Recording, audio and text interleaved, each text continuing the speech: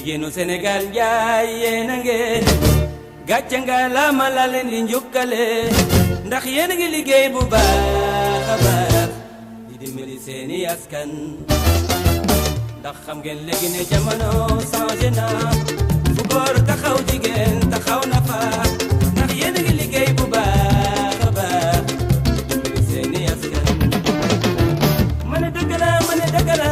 waaw waaw ndax dafa di li ma gis yaay man dund ko ndax yéen a ngi liggéey bu baax a baax di dimbali seeni askan jigéen Ndakaaru njaay yéen a ngi gëm ngeen seen bopp waaw yéen a ngi liggéey bu baax a baax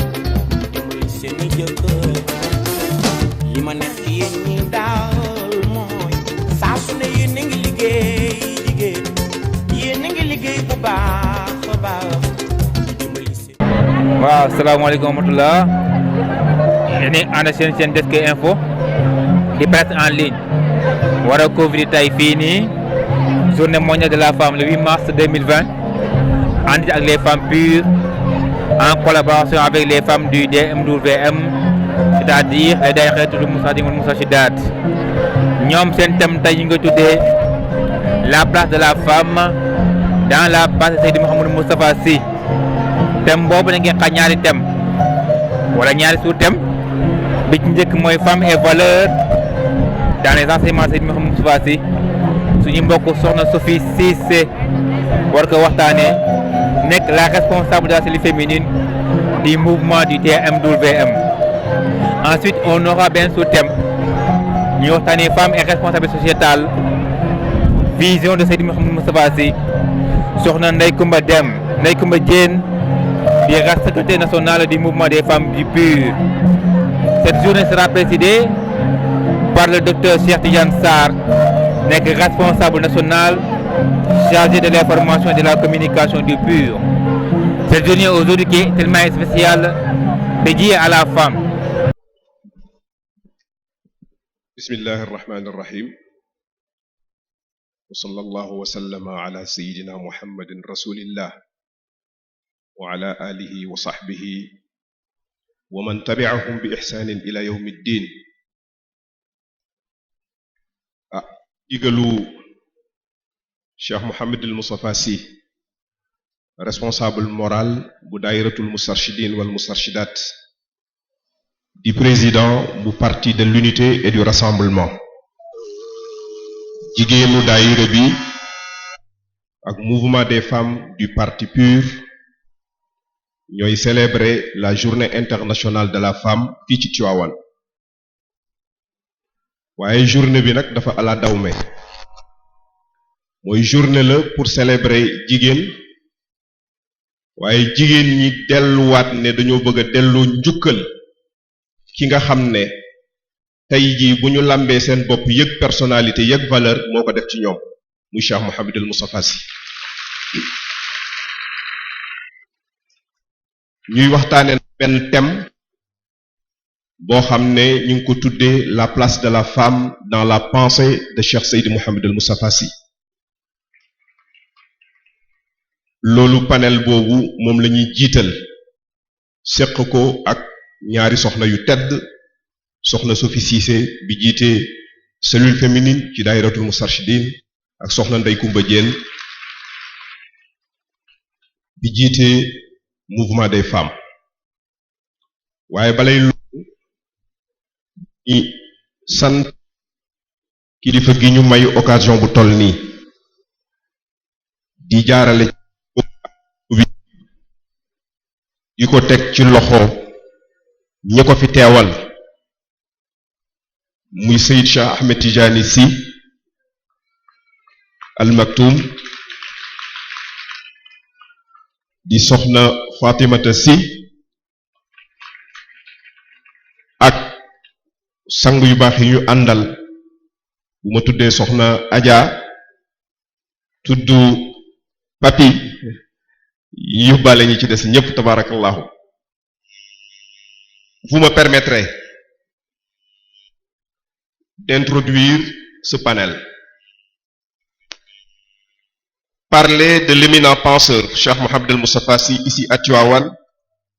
est d'une très grande portée symbolique. Car c'est ici, dans cette ville sainte, entre les esplanades des deux mosquées, où reposent ses illustres grands-pères, qu'il a fait ses humanités, sous l'ombre tutélaire de son illustre professeur, Cheikh Ahmed Tidiane Sy. Sommité parmi les sommités. Borom ma mantiqun illa wa duna ta'aqquli, ma ibratun illa wa duna bayani. Afnaytu asbab al-hayati dirasatan wa balawtu kulla wasa'il al-irfani. C'est entre les mains de cet éminent formateur qu'il entreprit son voyage à travers l'univers du savoir. L'effort plein de zèle, il titilla des sommets, bouscula des montagnes, sonda des décrypta des énigmes pour percer les réalités essentielles de la vie. Le tout sanctionné par le diplôme du savoir, celui qui vaut plus que tout autre titre universitaire ou académique. Dès lors, il pourra faire sienne ces paroles de l'imam Shafi'i: mon savoir m'habite.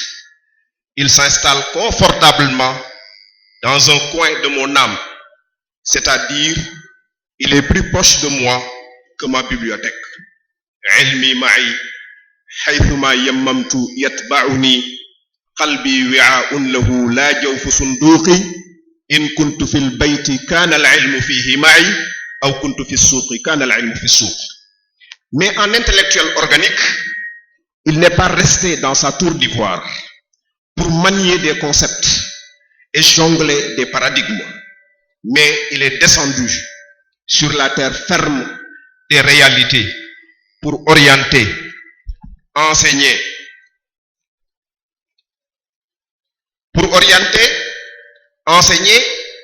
éveiller, bref, impacter, portant en bandoulière sa devise. Portant en bandoulière sa devise, là où je passe, je laisse mes traces. Il ne peut en être autrement pour une pensée aussi féconde que fécondante.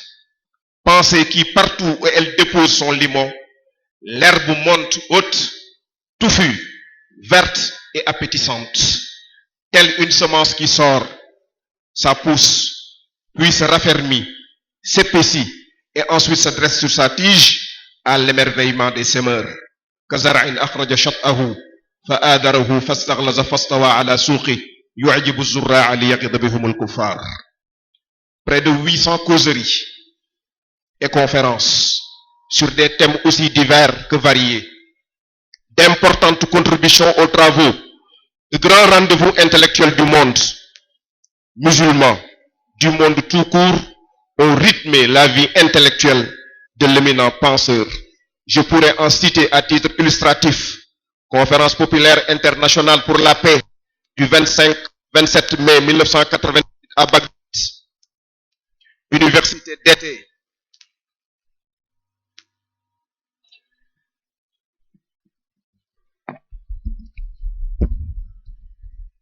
près de 800 causeries et conférences sur des thèmes aussi divers que variés, d'importantes contributions aux travaux des grands rendez-vous intellectuels du monde ont rythmé la vie intellectuelle de l'éminent penseur. Je pourrais en citer à titre illustratif la Conférence populaire internationale pour la paix du 25 au 27 mai 1988 à Bagdad,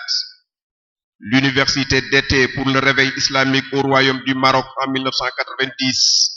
le Congrès international du WAMI sur le thème l'appel islamique au seuil du millénaire, la conférence internationale du SIDA en Afrique du Sud, Drousul Hassaniya au Maroc, colloque international des fédérations de la Fédération des associations islamiques sur l'humanisme de l'islam en 1985, symposium en Allemagne sur les religions, et j'en passe. Serigne Moustapha a été aussi membre du Conseil de l'appel mondial islamique. Il est aussi connu pour son engagement pour les causes justes. Dans sa philosophie, pas d'enfants maltraités ou abandonnés dans la rue, pas d'handicapés confinés à la lisière de la société, car considérés comme de simples parasites, pas de femmes opprimées, dévalorisées, déshumanisées et réduites à un simple objet de plaisir dont l'homme se sert sans difficulté pour paraphraser l'autre. S'il est vrai que derrière chaque grand homme, il y a une grande dame, il est aussi vrai que les femmes ont chaque fois que leur sort est en jeu besoin d'un leader charismatique qui les couvre et les protège. Serigne Moustapha fait partie de cette classe de leaders. En effet, depuis 1987, l'année qu'il a consacrée à la femme, il n'a eu cesse de poser des actes. Il s'est montré à plusieurs occasions défenseur des causes de la femme. N'a-t-il pas dit, la femme en tant qu'actrice principale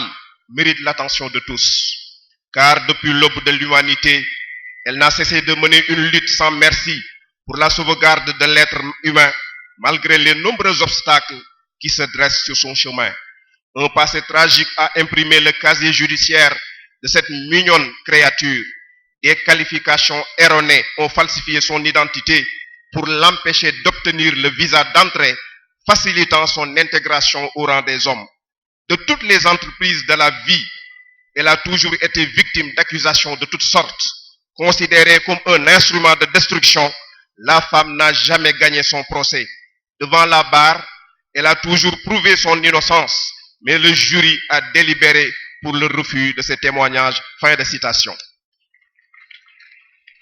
Que de thèmes, que de réflexions dédiées à la femme.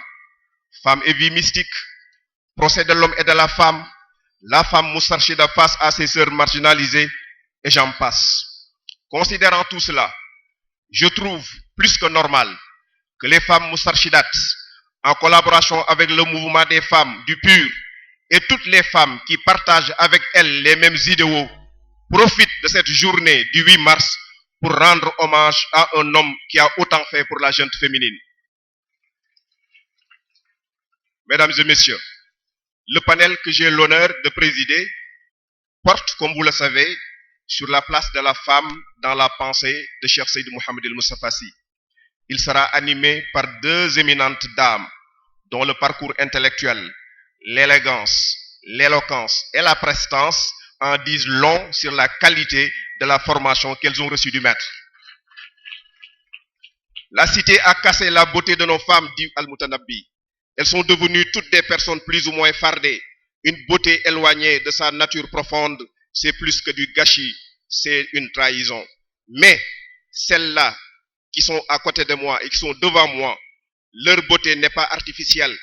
Elle est le reflet d'une beauté intérieure dont seul le maître a le secret de l'incruster dans les âmes et les cœurs. L'intervention de Sokhna Sophie portera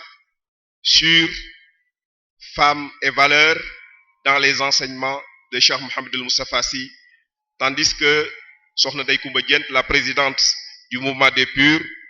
va nous parler de femmes et responsabilités sociales, vision de Cheikh Seyd Mouhamed El Moustapha Sy. Je vous remercie de votre aimable attention. xam naa ñu jéggal ñu ndax fii Tiwaawan la nga xam ne fii hal yumnu lil mutayaamini waaye ki ñuy waxtaanee tey nga xam ne jigéenu daayira bi ak parti bi dañoo décider pour rendre ko hommage ndax lu mu leen defal journée de la femme la waaye ñoom ñu ne dañuy delloo njukkal benn leader boo xam ne lim leen defal ak fi mu leen jaarale moo tax ñu mën a jariñoo seenu jigéen ñu waxtaane xalaatam ak ban place la jigéen am ci biir xalaatu sëriñ bi waaye bala ngay wax xalaat nga wax boroom xalaat bi mooy Cheikh Mouhamed El Moustapha ma ne waxtaane ko fii ci Tiwaawan nag fi la safe ndax fii la jaar-jaaram commencé bis bu ne Xalifa Mbay nettali ko nee na muy baagante diggante ar rawdatayni diggante rawdu maam Xaaji Malik diggante rawdu sëñ Babacar mu am professeur boo xam ne nag benn professeur melul ne moom muy Cheikh Ahmed Tidiane ki nga xam ne nee na afnaytu asbaabal xayaati dirasatan wa balawtu kulla wasaa'il al irfaani waaye nag mu boole ca loo xam ne nii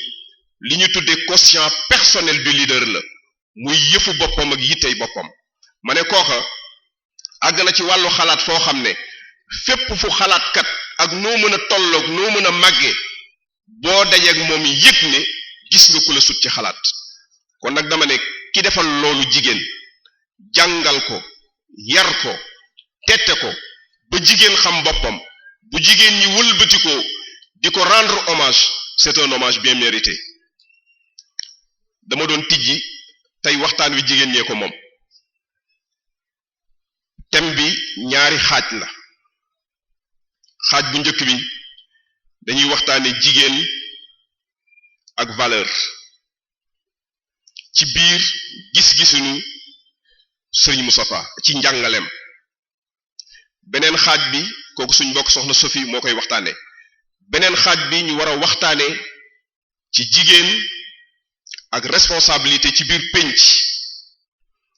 ban gis-gis la ci sëriñ bi am suñu mbokk soxna Ndey Kumba Jéen bu présidente du mouvement des Purs moo ko war a waxtaane suñu paree panel bi nag déroulement programme bi li ci des mooy dana am ay témoignages yoo xam ne danañ ko teg ay jigéen yoo xam ne Sëriñ Moustapha marqué na seen dund Sëriñ Moustapha façonné na seen dund témoignage yooyu nag miskul xitaam bi ki koy tëj mooy soxna Fatima bii toog mooy tëj rubrique bu témoignage bu ñu paree ci loolu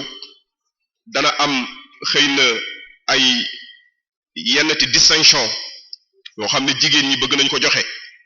bu ñu paree ci loolu dana am benn extrait ñu dundaat ay njàngat ci biir jàngale sëriñ bi ci wàllu jigéen yoo xam ne dañ ko dégluwaat bu ñu paree nag